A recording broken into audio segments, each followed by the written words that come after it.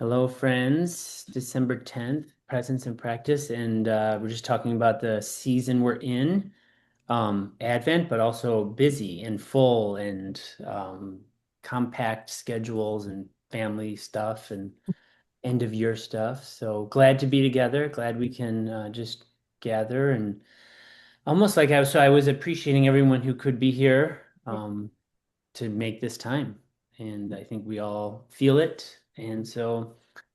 Yeah, I just want us to note that Sungshin was commenting on just noting and naming the season we're in. Like, and then often it could be a little more intense. And this will take a moment to kind of do our quieting. And here, let me add somebody. Yeah, so we'll quiet together. And like Sungshin does, like there is even some science of like putting your hand on your body, your heart, your stomach, those are common ones that seem to help while we breathe. And then there's even um, something about doing it together. We'll do a few breaths together, and then then you can just be free. But when we're synced up like that, we are connected here visually and in audio, but then also in our body form. So if you want, you can just put your hand on your body, your heart, your stomach, your chest, and just so that's God, we are grateful that you hold all this together. Um, the Zoom, family, the planning, the work, whatever it is. And so we just take an exhale and inhale together and exhale.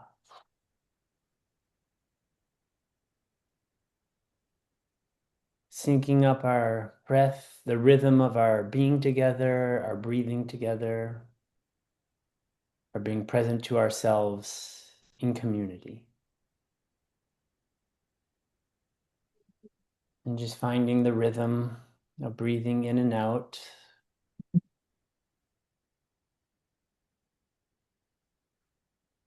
Hmm.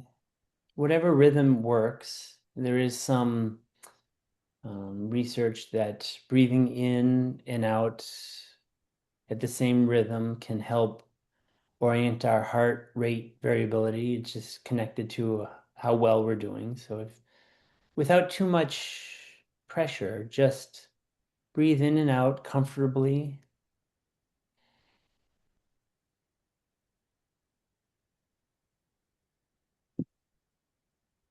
And in this season of Advent, season of waiting, watchfulness, alertness, staying awake, hopefully joyful anticipation. That's the season of this church calendar.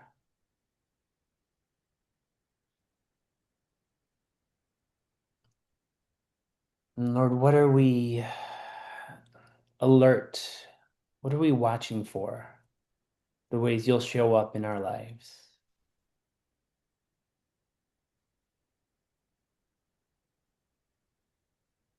What is already naturally on our attention radar?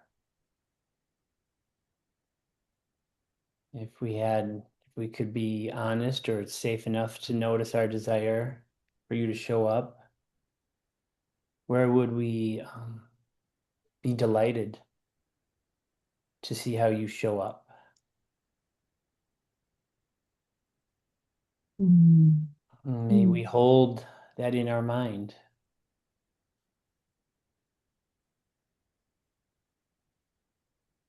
And even in our imagination, which is often how you form us and shape us,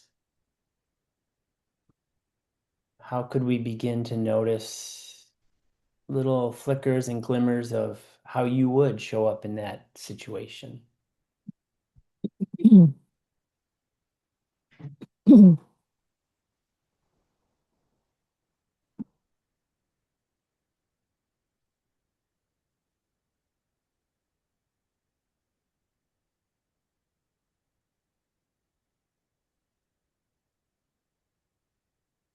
Thank you for shaping and forming our imagination.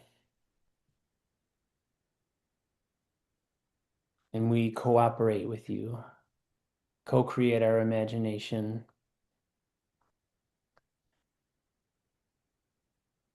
So our attention can anticipate how you may show up, and we know you can surprise us, and yet our watching, alert looking will help detect your light.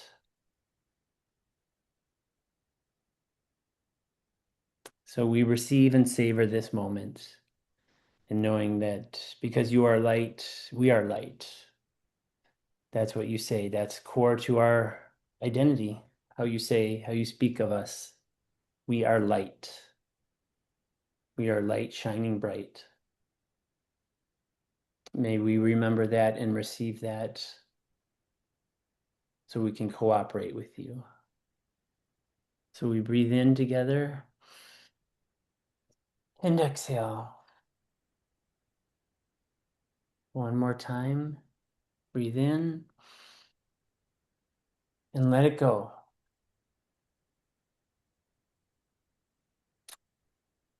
Thank you, Lord. Amen.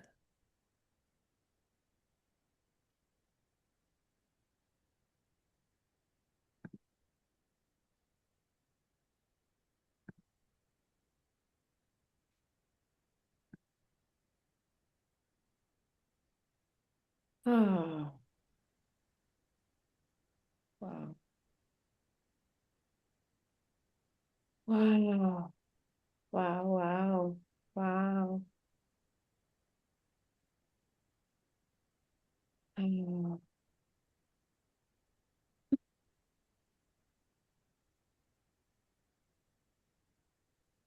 wow. It was so powerful. So take your system to settle and have anything that God has for you. Land. Mm.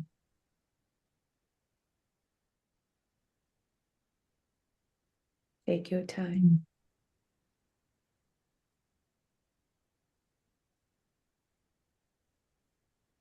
Yeah. We'll be so delighted if Jesus show up in a particular area of your life, this season. And I thought, John, you did it beautifully. Desiring can be very scary, not feeling safe. Because when we desire, we were disappointed and hurt and punished. So we have enough history of that. Desiring something freely is not given, it's actually privilege. I tell my clients actually desiring freely is privilege. Mm. So I want you to think about that. So, but this Advent season, I think the reflection that John wrote, he said that this season is a school of expectancy that restores desire. And yeah, John, you said it beautifully. And there will be an area or two or many, but just I'm sure there's a number one priority that you really will be delighted if God show up. And then we can even desire just a little. And then I love the word flicker. Glimmer, I heard it, but flicker, really like it. It didn't feel like glimmering. it feels really flickering, but there is flicker. And I really like that expression. And our desire might be a very flickering candle-like, but it's not dying, it's there. And just notice it. Just notice it. Yeah, you don't need to like fan it. We immediately going into what can I do to make it so like burning? No, no. Gingerly, the word gingerly. When the new flame, new flicker come up, gingerly, carefully, thoughtfully, mindfully. Just notice it. Grateful that it didn't die. Just notice it. Oh my gosh. Each time, Zoom, in the beginning, when John, you do lead us into this quiet stillness, man, I have to say it's actually quite a lot. It's like very meaty. I think that's you, your presence. Mm. You are not talking a lot, but when you pray, like you have this essence, like almost like downloaded. So I Mhm. feel it. So that's your gift. So I affirm you one more time here. Like so good. So good. Oh, so before I present Immanuel journaling that I prepare, I love maybe one participant Mm. share what it was like. Because as you can tell, that's how I facilitate and create something together. It's a modeling. It's not me downloading, me teaching. I want us to really embody and see model what it is like to co-create. Mm. You and God co-create peace and joy. Mm. And then one of our members saying, if Trinity is our original home, he called it the life that you live here with God. It's a model house. And when he said that, oh my gosh, Kirsten, you said mobile home, and I really liked it. And then that guy said, it's like a model house. You know, when you buy a house, you have that house that's already like, we can go and showcase, that it's like, wow, we are going to be a model house and people can come and check it out and see what it is like to be at home. And then you and I co-create, right, Margaret? It's when I hear it, like, wow, that guy is not here. Next time he comes, I'll point to you guys who said that. So I want to give a credit to Sam, Model House. You are Model House on Earth. So we are co-creating it. So anybody wanting to kind of make a comment on, I know time is how could time go so fast? And then, but I need to practice as well. Like this whole presence and practice community is a not only information that I share with you, what practice you need to do, but then I want you to catch the presence. That's that's how transformation happens.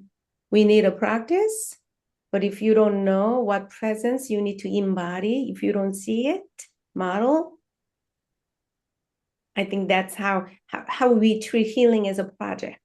Mm. Healing is not a project. It's a presence. So anybody very sure that was my reflection back, but anybody like use your language so that bless other people. What was it like for you? What stand out when you quiet? If it's not, so John always say, you give them a space and move on. So I'm gonna pull my slide and then if somebody wanted to share, I will welcome. John, also, can you share the Mm. whatever the thing? Yeah, Yes. thank you. Oh, Alexis raised her hand, or I don't know who did, Diana and Alexis. So, Oh, I think Diana, I think had an accidentally. It's oh, okay. okay. Yeah, Don't Alexis, then do you want to Alex. share? Sure. Yeah, I yeah. can briefly share just I heard John, thank you for inviting us to quiet. I heard you and then my brain said, okay, we're doing quieting. Okay, we're doing it at the same time. And then in my mind I noticed wandered off and then I caught like 10 seconds later, oh yeah, we're breathing together. So then seeing the visual of a number of people, I could see like three different people's inhale. And then I could see Sung Shim rubbing her hand on her chest and I was like, oh Mm. yes, okay. And so the visual drew me back together where I had Mm. lost track in the sound. And I saw some people I couldn't see it in their video that they were quieting. So I was looking for faces to see when I could see the inhale Mm, and the exhale because I was like, interesting, John Mm. mentioning this research on like we're visually connected, but physically our breath Mm. is helping us to synchronize. So I noticed that that helped bring my attention back when huh. my mind wandered. Wow. Wow. Great. So profound. I am so glad that you took time to Mm, just share how you learn. Like maybe some people all breathe synchro, but the fact that you get distracted, but how you return home, how you bring yourself mm, back home. Wow, Alexis, that was very wonderful. Okay, I today, this is my intention, but I am aware of time and then allow me that we might not be able to finish it. So that's why I think that's why I get always nervous because I know that what I want to accomplish or achieve or attempt to even meet is actually very weighty. So then if I just teach you the concept so that I promise you, I did it 7-day IJ. That is more about a lot of there's a teachings there, but then I'm gonna go into creating those mini class, right? That I'm gonna do. I can see you, I hear you, I understand how big this is for you. I'm glad to be with you. I can do something about it. It's like those, I'm gonna take one at a time and I'm gonna create that lessons. So if I don't get into that, don't freak out. This is more, this is it. So I'm sure maybe, I imagine maybe only Hiroko doesn't know what Immanuel journaling is, right, Hiroko? You don't know what people, when I say Immanuel journaling, you have no idea what I'm talking about, right? I watched like first two videos, so I have like tiny bit of idea. Okay, wonderful. But is it safe for me to assume that everybody knows Immanuel journaling? Can you raise your hand? You guys have known it and practiced it. Okay, right, Hiroko? So everybody knows it. I kind of know my audience. So, but also there are people in our presence and practice the circle. There are some people really don't have no idea what that is, but there is a book and then so then you can read upon it. There are many people who have taught Immanuel journaling. You guys are the teacher of Immanuel journaling. You facilitate it. You are a practitioner. I know it. So today, the way that I'm going to go over the overview is this. It's not so much about what to do, how you guys already know it. And then I'm going to show up today as a developer. What was going on behind? Why? Whenever I hear teachers that I like, and how did they come up with that? Why they think about that? Throughout this 10 something over years, for me, it's like almost 15 years of this Immanuel journaling, my life with Immanuel journaling. What was it? And then how people misuse it? mm, What's the essence and spirit of how you need to use it? So as I go over it, it's going to be more like that. So there's no other place you ever will access that because whenever Agnes, whenever I teach, I'm in a platform where they want me to come and teach what Immanuel journaling. Do you see what I'm talking about? But this is my platform.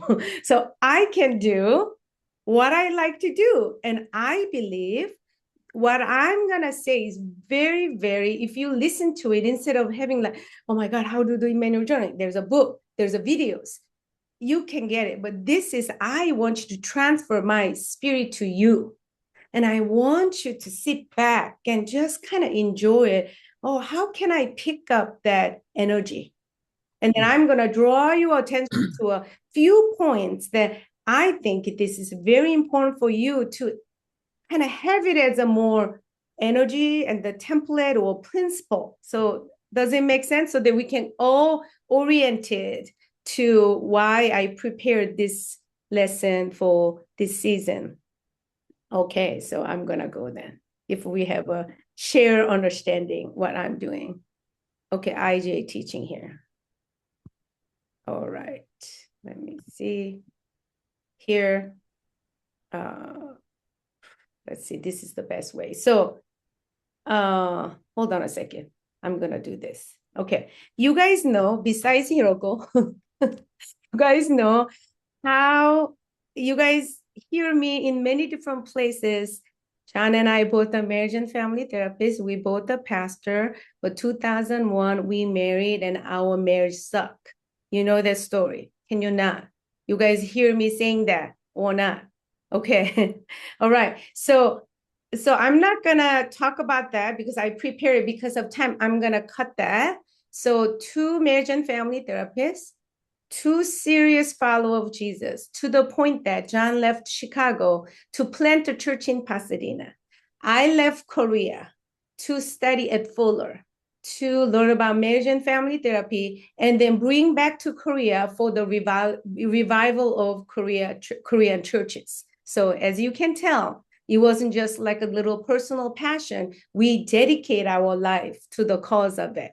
So both of us are married, then we need to have a decent marriage. But it was a horrible marriage. It was a disaster of marriage. So 2001, I began really wrestling, and just it was messy. It was hellish. My faith, everything is upside down. Because I thought if I love God, if I follow Christ, I thought the marriage and relationship needs to come somewhat. And also, we both have marriage and family therapy degree, both combined. And then the one question, that's where the one question, like in a nutshell, is this. Okay, hold on a second. I think share and then here. The question I had, okay, so I'm gonna find a different way of show, don't hide, present a note, this. Is it okay? But then here, this. Is it okay? Because I need to see my what's up next slide. So I'm gonna say, is it okay with you guys when you see it? Okay. So the question is, why can I not act like myself? So meaning, I'm a child of God. I'm a Christ follower. I take this thing really seriously. Love one another. So that Sangshim, the world will know that you are my disciple. And I really take it to heart. But why? Sometimes I act like a child of God. How come I act like an animal sometimes? So 2001, that question really followed me. And then since 2001, I come this far, 24 years, then searching for that answer.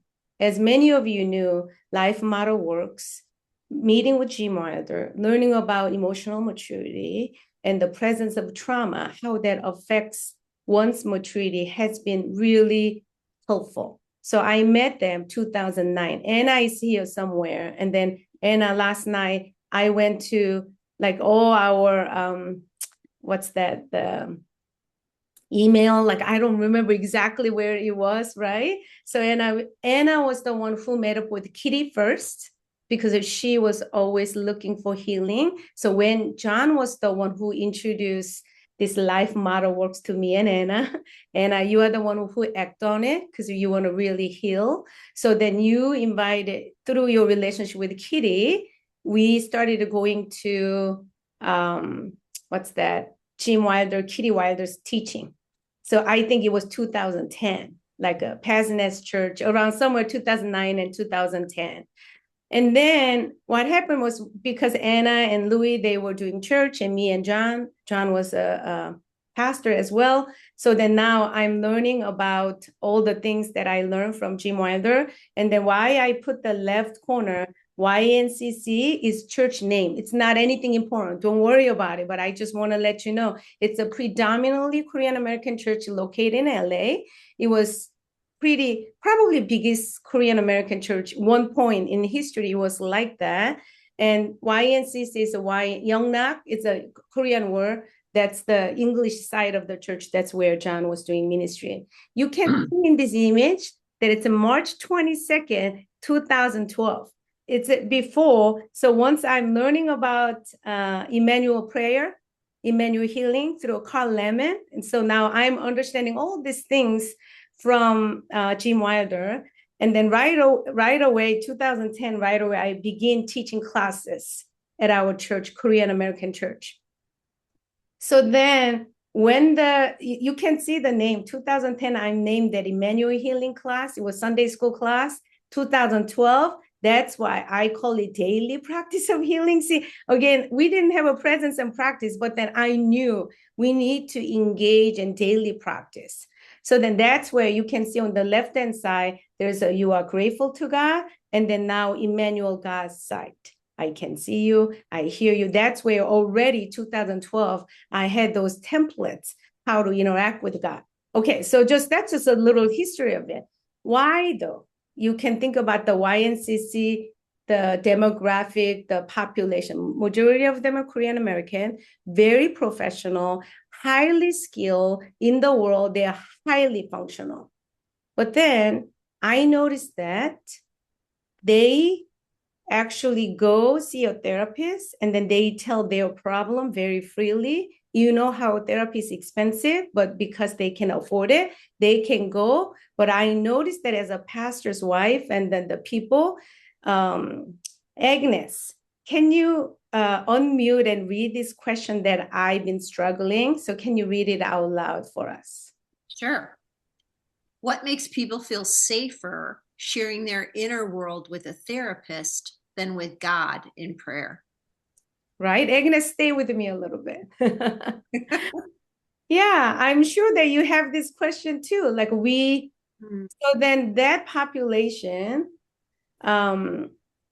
they are very free, and then they even say that I cannot share it with you, but then they can share freely with the therapist. But then in church community or in their prayer life, I noticed that it's not there, the sharing of it. Agnes, when you read it out loud like that, what stand out to you? This question of mine. What stands out to me is the word safer. Mm-hmm. Yeah. I wonder, why don't we feel safe with God in prayer? That's what would us feel safer with a yeah. Yeah. Very, very astute. I know who I choose. So, okay. So there to me, it's a lot there. Okay. So then I had this question. So my marriage problem about why I cannot act like myself, the question. And then around 2010, this true wrestling, this question of by observing my Korean American church family and along with Anna. And then I realized why people cannot interact with God in a way that they can freely interact with a therapist. And that's where I was wondering, I know, let's say, Anna, can you read this Isaiah 9:6? That, in this season, we quote this a lot. Okay. Yes, God as our divine therapist. Is that the one? Yeah. So the Bible verse, Isaiah 9:6. Oh, okay, right here. Sorry. Yeah, Okay. right. No problem. Okay. Mhm. For to us a child is born, to us a son is given, and the government will be on his shoulders, and he will be called Wonderful Counselor, Mighty God, Everlasting Father, Prince of Peace. Yes. Thank you. And the first one is a wonderful counselor. And I was like, oh my, in this Advent season, I just invite you to receive and then see this baby Jesus. It's also a wonderful counselor. And I thought, wow, like people feel free to talk to their therapist so freely, but then we have this wonderful counselor in us. And so the question came to me, how can we talk to God the way that we talk to a therapist? Because he is a divine therapist. He's a master therapist. Of course, like I always say, God is invisible, right? So we need a therapist. We need a coach. We need the people who will guide us to this place. I'm not saying we don't need this. That's not what I'm saying. God show up through these people. But then even in our prayer life, how can I feel safe and talk to God, interact with God the way that we talk to therapists? So that question came. And then around the time, because I was reading Carl Lemon's very extensive articles. So at that time, it wasn't a book. It was just articles that he just uploaded and then we can download and read it. And then I can share where exactly the article, but then there's one little line. He's describing the importance of attunement because he's a psychiatrist. So then he was really like, that's his gift. So those who wanted to study more in depth about this kind of healing, the Immanuel prayer or the Immanuel healing, I will definitely recommend Carl Lemon. And then in that book, in that article, I hear him saying it, when attunement takes place successfully, you have a sense of feeling seen, heard, understood, and careful. That just was a really one line. So Anna later said, where was that line? So this one line from Carl Lemon actually became a catalyst for me to design I Can See You Immanuel journaling. And Anna said, where can I find it? And then I sent it to her, and then she said, there's no such thing. What made you think that? Like, so I think it was more about, I was thinking about therapist and the client relationship. And then here in this article, he's talking about God attuning to people. Also, he's describing this therapy kind of process. So since I'm a therapist, I was able to understand the concept very quickly. Oh yeah, I know. Therapist's number one skill tool is attunement. But then actually, that attunement is not about therapist thing. It's about parent-child relationship. It came from a field of attachment theory. So the A person, can you see this picture? Interpersonal attunement. So it's a very important concept. I want people to kind of get it. So if you grew up with the parents like a left-hand side, and there's a child growing, they don't even know what they are thinking and feeling and what they are hoping and afraid. But then a bigger person give a focus energy, focus attention to really know what's happening inside of their world. Many times it's about, oh, what's happening in their body? Are they sick? Are they tired? Like really begin with the physical aspect of it. They are curious to find out what's happening. What are they feeling? What are they thinking? What are they hoping? What are they scared of? So let's say A person focuses attention on the B person, trying to understand what's happening. Do you see what I'm talking about? That call it attunement. When that successfully happen, that's what these things happen. Are you following me? So if you do that, and then this is not the Immanuel journaling, but I want to pause right there because it's a very, almost like there are sometimes growing up, timetable, memorizing timetable is very important to you, right? If you want to do math, that's the basic. And to me, understanding attunement, how attunement works, it's almost like a memorizing timetable. So that's why I want you to have a very clear understanding. So a parent to a child, if you grew up receiving this kind of attunement, when you grow up, look at this one. Now there is a word different. The first one's interpersonal. There are two different people, A and B. Okay, but if you grew up like that, now the second slide, it looks like the same thing, but there is a word intrapersonal, meaning now you, me, he, the one that who's adult, now observing what's happening inside of you. That called intra-attunement. That thing is not taking place because interpersonal attunement was missing. Do you understand what I'm talking about? The good thing is, though, even though that thing was missing, you can develop intrapersonal attunement. It's a skill that you can develop. Immanuel journaling, and then I'm going to go on my teaching, will develop the skill of how to bring attunement to yourself. Does it make sense so far? Okay, this is very important. So then by doing that, I came to a conclusion. I thought attunement is a therapeutic concept, but I realized that is not a therapeutic concept, even though the concept itself coming from an attachment theory, which is mainly parent and child relationship. If that's what it is, our God is not only a wonderful counselor, he's our good father. So just like this one, my good father, parent, attuned to me as a child.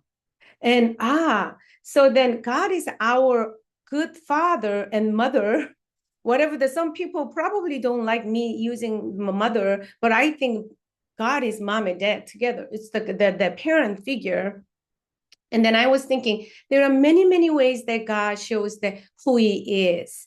But then where I draw his ability or Immanuel template was Exodus 3. And then since it's in the book and everything, I'm not going to go into detail. That's where I see the sequence. When Israelites, after over 400 years of slavery, they surely thought that God didn't see me and even hear my cry. He doesn't get how hard my life is. He's so powerless. He's not doing anything. It's over 400. But then when God show up to Moses and then let Moses know what he's thinking, this is what he said. I have surely seen, and this is how I teach. Like I put my, whatever the finger to my eyes. God saying, Sangshim, I have surely seen your affliction. Now, and then this is what he's saying to Moses about his people. And then he's saying that affliction of my people who are in Egypt, and I have heard their cry because their taskmaster. And then beautifully, one version say, I know they are suffering. I know, I get it. I get how big, how crazy, how hard this is. That's what God's saying. And then saying it, I will come down and deliver. So when I see this very familiar verses, I realize, oh my goodness, that's our Father God attuned to us when I feel like I'm stuck in Egypt. So I'm going to say it again. God attunes to you when you feel stuck in Egypt, when you feel like you are a slave to your fear, you are a slave to shame, you are a slave to your anger, anxiety, disgust, despair, dread. When you feel like you're a slave to it, God's saying it, I know you maybe feel like I don't see and hear yet what it is, but I do. That's him. So that's where oh my gosh, attunement, feeling seen and heard and understood and careful, it's not just the psychological therapeutic concept. It is just, anyway, it comes from the study of parent-child relationship. If that's what it is, not only God is our wonderful counselor, but God is our perfect parent. If so, God will attune with me always, whether I feel it or not. So that's how it happened. That's why the steps came up. And then I had a just simple awareness. If that's what it is, if I'm a client and then I sit with my therapist and then my therapist listen and then she capture but then again, pause right there. Whenever I go teach, then people think of this as a tool. Again, this is a practice, guys. But then when actually God is delivering his attunement, do you think that he used, oh, I can see you, like, oh, I can hear you. I understand how big this is for you. I'm glad to be with you, see your struggle with compassion. I can do something about it. So what's happening is I'm going to pause right there because that's very important. Like I need to say this presence piece. So I teach this. And then when they practice this, I have so many stories. Some people who are about to kill themselves, but they engage in this sequence and write it down and they stop killing themselves because I'm a developer and then through Life Model Works, I hear so many amazing testimony how Immanuel journaling is powerful when you use it. But then this is what I realized. People use it it's just tool, again, project. It's not about developing your presence and developing your friendship with God, developing your relationship with Father who loves you, want to hold you, rock you. All that sequence I can see. Oh, I can see that. You guys, I didn't see that. You didn't see me. Now you see me better, right? Oh my, all this time I was like that. wish that somebody pause and let me know that, oh, Songshim, you don't look right. Can you do something about it? I would have appreciated you guys. How long did it last, guys? You Oh, looked But hon, it's mystical. I okay. liked it. Honey, oh you were my this God. big. You were this big, Oh. and you were like light was emanating from you. Right, So right. It like a was like a halo. halo, Sungshim. Yeah. I was debating telling you, but I thought, well, she's only been Yeah. off PowerPoint 1 minute. We've only been looking at her face, and John will certainly say something if it's not just my screen. Yeah. Alexis, I give you permission next time. Can you say it if something is off? Okay, so hold on. So I know I teach, but then I only 10 minutes left so that I notice that I'm in hurry, but then again, I need to slow it down. So again, when God deliver this attunement, do you think that God is busy talking, busy writing? Actually, I will tell you later, writing them down, my thoughts is very therapeutic and healing. But then please do not misunderstand when God attune with you. It's the like line by line. He's saying this word. No, no, no. That's how people use Immanuel journaling. I've been using it 15 years. I've been teaching 10 years all over the world through Zoom in a real actual places I went. I realized we are now, it's like almost this, you guys use this so well. I am seeing it, the block, why this thing, and then still not bringing the transformation is that just people use it as a quick fix. If you do this practice, trust me, maybe not 100 times all the time, you will have an immediate relief. So then we go after remedial relief, not relationship with Father. When God says, so then what's happening is now you know Immanuel journaling. So I noticed that it add another guilt. Oh, I should have talked to God. I should have IJ it. Like now almost become a language. Like, oh, I didn't do IJ. That's why. What the? I would have, oh my gosh, no, guys. No, no. You don't need to do IJ. It's the presence. You just simply come and I said it the other day, Songshim, things are happening too much, too fast. Just simply you saying things are happening too much, too fast. Already God saying, I see. Honey, I hear you saying too much, too fast. I get it. The season, life. Oh, come. Just sit with me. I am so glad to be with you. Oh, honey, you and I co-create things. Let me help you. Dad, he's not even saying it. Just when I just say it, it's too much too fast.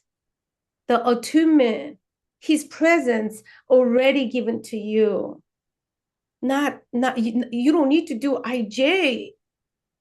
What makes you think that people need to like engage? It's like constantly striving, the compulsive energy. If I don't do this, God's favor it's not gonna follow me. God's goodness is not gonna follow me.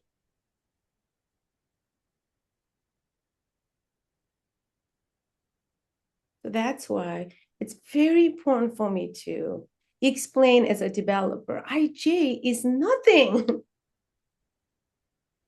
It is my turning around and just look to that direction. God is already turning towards me, so I just turn towards him. Even like Kirsten, you say beautifully mobile home. Sometimes I cannot turn towards him. And then just he's right below me when I'm just so stuck. He's just looking at me. So I just want to really emphasize this season about I know you guys wanted to learn about Immanuel journaling, except for Hiroko, everybody knows it. I really want to emphasize of the spirit of it. Spirit of it. Okay. So let me see what I prepare, and then maybe I will teach 5 more minutes, and then I'll kind of wrap up. Okay, is it okay? Okay. So as you know, so then that Immanuel journaling took place 2015. To that name Immanuel journaling. So I just, for fun fact, I didn't name Immanuel journaling. I taught YEM at Kona, Hawaii, counseling class. That time, Immanuel journal, we didn't have a name, we didn't have a book. It was 2013. I already tried this thing at church. And then I see amazing things happen. It's like a group therapy, meaning I ask them to do homework. That's the image of this one, like this one. So then everybody needs to do, just like I didn't do it here, but then Asian people need a structure. So my class, what I did was I give them every day. You need to, almost like you doing a QT, you sit down with God, tell God why you are grateful for, and then hear God saying, I can see you, I hear you, I understand why it's important. Back then it was why it's important. And then I'm glad to be with you, I can do something about it. So then everybody, back then we didn't have this, so then everybody send it through email, and then we come on Sunday, literally printing out one entry. We have to do that homework every day, and then you read it out loud. That's how 2012 at church it happened. And then I see it that through that many years, amazing things happen. It was just like, I couldn't believe how much of healing takes place in a community. That's okay. So that happened. And then Anna and I and John, we are, especially me and Anna, visit Gene Wilder, like their house every Monday. John was there too.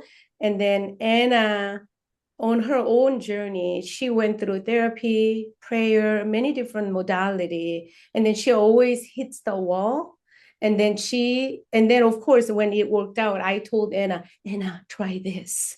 And then since she and I took same class, she started doing Immanuel journaling. So almost like there was a big part of people already, I see how powerful that is at Sunday school. And then, but Gene Wilder here, the firsthand experience of the effectiveness through Anna, because Gene Wilder knows Anna's history. So when Anna using that, Anna just had a very powerful, continuous daily practice. And then Anna's story, I think, got Jim's attention. And then Jim said 2014, he's saying he himself secretly tried out in a mission field. So he saw it, how powerfully this way can help people to interact with God. So then he came back and then saying, can you guys write a book? So that's how now the book came out so short, because already everything was all laid out. So now we put it together. That's how it came out. So 2013, when I taught this concept, I remember one Korean missionary, a woman, I wish I know her name, and I kind of have a face. That lady did the homework and saying, oh, that's Immanuel journaling. So that's why since then I liked the name. So I just took that name and it became Immanuel journaling. So as you know, Immanuel journaling has 3 parts. When you are grateful, simply I tell God, I'm grateful for this, and then God respond back to you. And that thought rhyming, God's attunement, that's the part that I can see you, I hear you, I understand, that sequence. And then sharing in a group. Okay, so I'm gonna pause because I think it's already 56. I was like, wow. Oh, wow, wow, wow. I needed like a lot of time because it's not just information I'm giving. So I did go there. You guys know it. And then when you do Immanuel journaling, I already told you it's not about writing it down. Please notice about your compulsive energy. Healing is not project. Healing is presence and relationship. And also, now I didn't go in depth teaching, but then when you guys engage in interactive gratitude and then thought rhyming, 2 things are very important. This is the energy again. The word interaction, back and forth, that is very important. So I'm saying it again. Whenever you do it, whether you're doing it writing or in your head when you are be quiet and then you tell God and then God says something, that back and forth. They call it interaction, fancy way, right? Back and forth. It needs to be many. We get very frustrated. It takes a lot of energy doing this. You know, marriage too, or friendship. Do you know what I'm talking about? See, that's why Immanuel journaling, if we just see it as a very like a one dimension, I write down that's not it. The essence is not that. It's like when you either doing it through writing or somehow in your quiet place, it's a back and forth, back and forth, back and forth, back and forth. Sometimes tired, so pause and redo it, back and forth, back and forth. And another thing is the person you are doing this interaction is glad to be with you. ChatGPT is kind of letting me know, like I have ton of questions, but then after 10 times I ask and I started feeling bad. I should not ask question anymore. But ChatGPT is very patient, right? Because it's a robot. God is way better than that.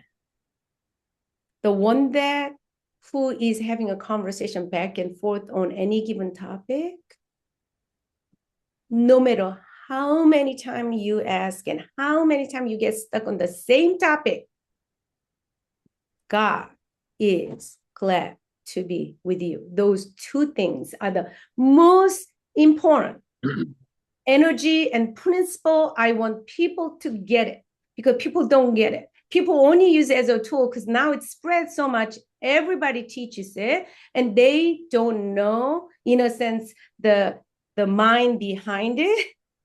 But then what's important is about without giving up, keep back and forth, take a break, keep back and forth, trusting that the person who has a conversation with you is better than ChatGPT. He's glad to be with you no matter what, but it takes time. So I'm going to pause. I mean, there is a whole the other section of it, but well, maybe we'll continue. So I'm going to pause right here. It's already 12:59, but I would love to hear those who you guys all know it, like what stand out, even any question. And I would love to hear a few. And then those who need to go, please feel free to go. You are not gonna hurt me or offend me. So please go do your next thing. But I would love to hear a few comments and the things, okay?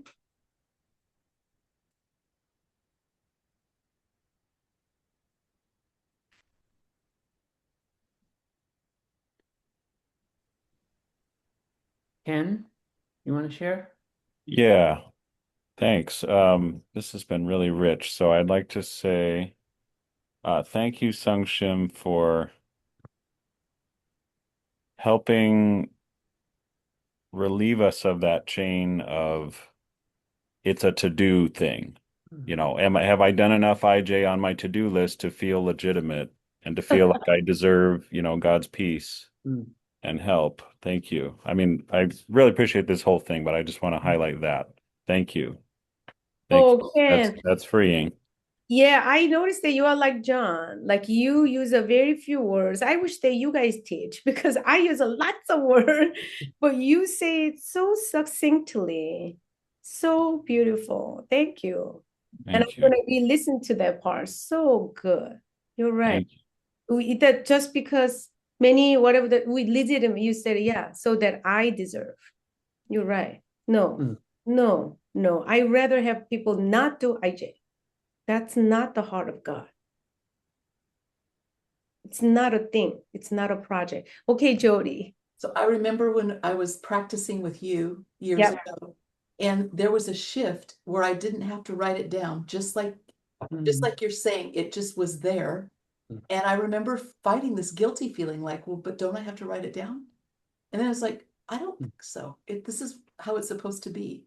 So without you ever explaining that, now today you're explaining it, and it's followed with me anyway. Oh, thank you, Jody. Thank you for, Yeah, but why, it's- Jody? yeah, it's not a say the words. Oh, it's not a project or yeah. Project. It's not a project, it's a presence. Yes. That is powerful. So I think I want to emphasize Jody can have that experience in the beginning. So this is the balance. Practice, because she practiced with me over 3 years in person. She did it every Monday, and then we did it, and then we read it out loud. So for her, by then, it just became a template, and then it melted in you, it became a presence. And so funny thing is, in the beginning, the very diligent practice is definitely, I would say, highly recommended, highly.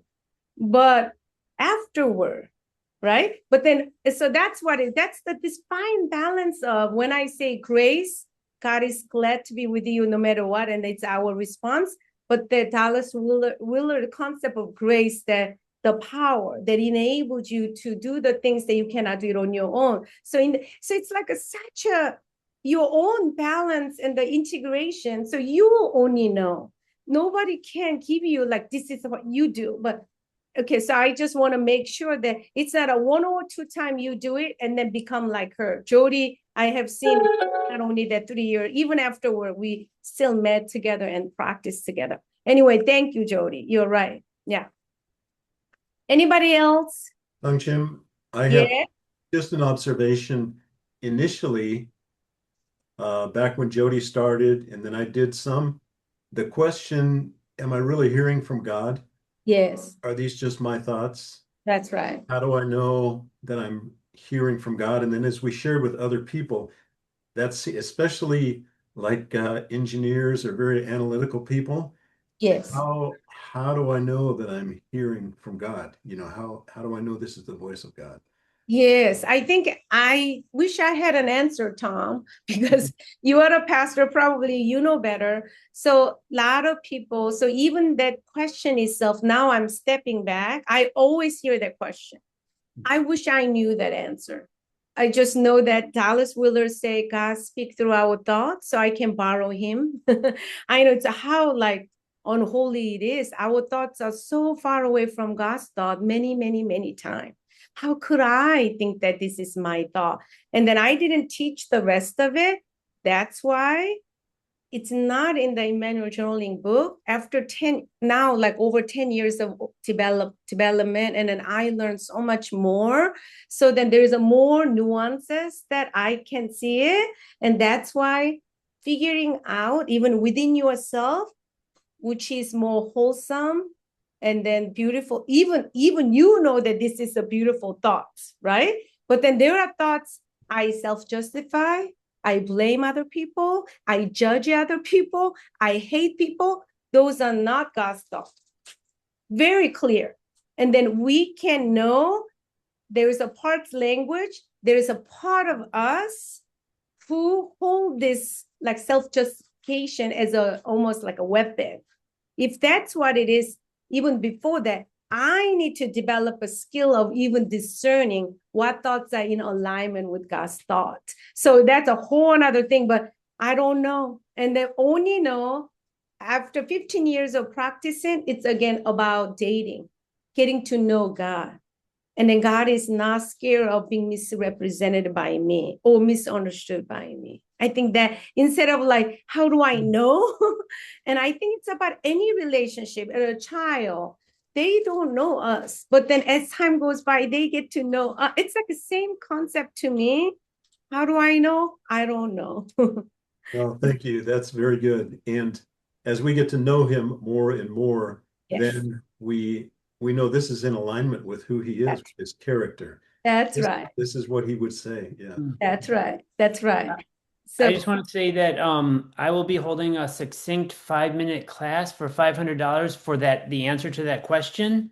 And I do have the answer. So I mean, I'm sorry, Sunshine doesn't. Oh, funny. Okay, there are a few people. Feel free to go, but then I think this was very.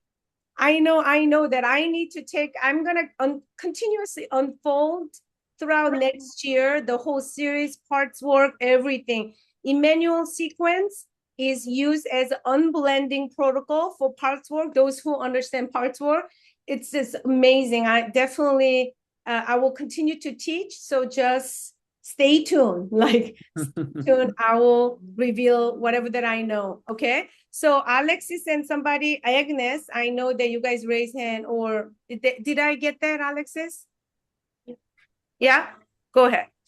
I was it sounds like John already has the answer, but I would defer to John since John wrote it with you. But I noticed that Amy Hamilton Brown, in the practice with Alive and Well, when she gives Immanuel journaling to the group, she quotes both of you, but she says when you read back through it, highlight what brings you peace. Like Mhm. as you're getting to know God's character, like which of these parts of your journaling brings you peace as you reflect on his words. And that for me has been another layer of helping me enjoy his presence.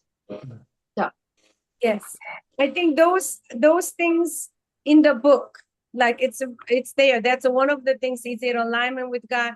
Is it bringing peace to me? Well, whoever is involved, let's say even couples are thinking about divorce, and then he brings you peace, but it doesn't bring a peace to the other person. You don't know.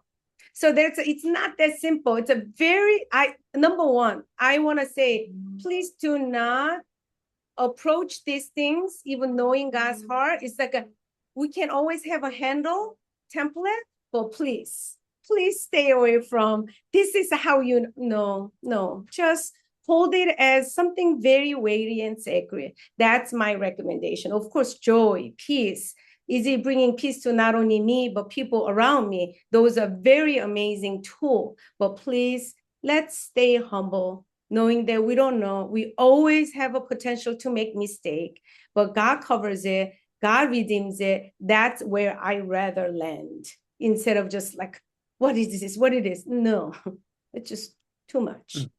So I think that's how I want to, one more time, reiterate the importance of just staying humble as a finite being. Okay, Agnes, please share, and then we'll wrap up after Agnes. Oh, I was just appreciating your reminders of that even sometimes when we're not looking up, even when we're looking down, he's there. He's still trying to catch our attention, catch our gaze. So I appreciated that reminder. And then I was thinking about how it's really sweet, like Jody was saying, to be able to access that connection even without writing. But one of the things I love about the writing is then I have a transcript of a conversation with my mother. And when I go back to them, and I'm always amazed at how sweet and how kind and how wise and how caring he is.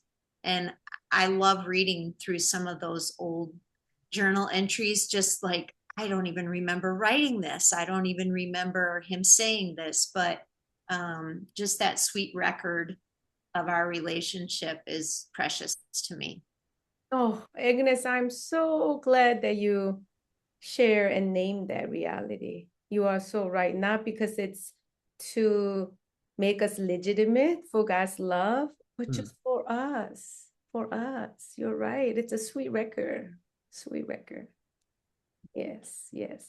Beautiful. And she's teaching, she's training others how to do Immanuel Journal. So just, yeah, those who know, they get the essence, they know what it is. But yes, you feel free from like this compulsive energy of writing down, but there's a beauty in it. Absolutely.